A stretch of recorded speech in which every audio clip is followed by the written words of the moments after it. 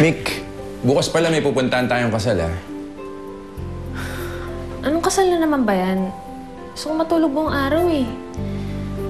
Dahil ba yan sa pagbubuntis mo o dahil namimiss mo si Andre? Kuya Miko, anong klaseng tanong yan? Eh, kung sagutin mo kaya? Oo na, pupunta na ako doon. Sige na.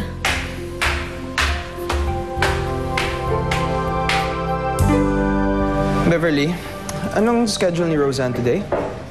Ay, meron pong pupuntahang party kasama po si Darling. Party? Kaninong party na naman yan? Ba't hindi tayo invited? Eh, pang kids nga po yung party, kaya nga po walang matatanda.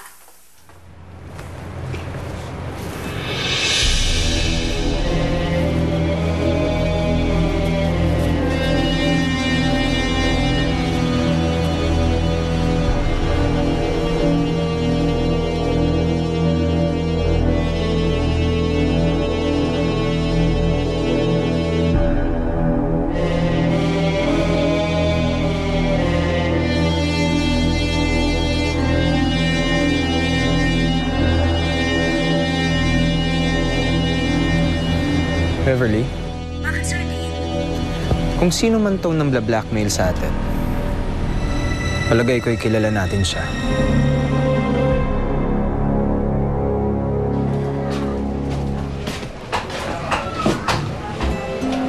Oh! Bakit na naman ganyan ang mukha mo? Kasal mo, di ba? Dapat masaya ka. O baka naman nag-iiba na isip mo kay Eric. Naku, Chang, hindi ho. Naisip ko lang ho si Roseanne. Ano kayang iniisip ni Chang kapag kumakanta siya? Bakit kaya siya naiiyak? Diba? Ano ba sabi ko sa'yo? Ano ba sabi ko? Sakripisyo muna. Oh, malay mo.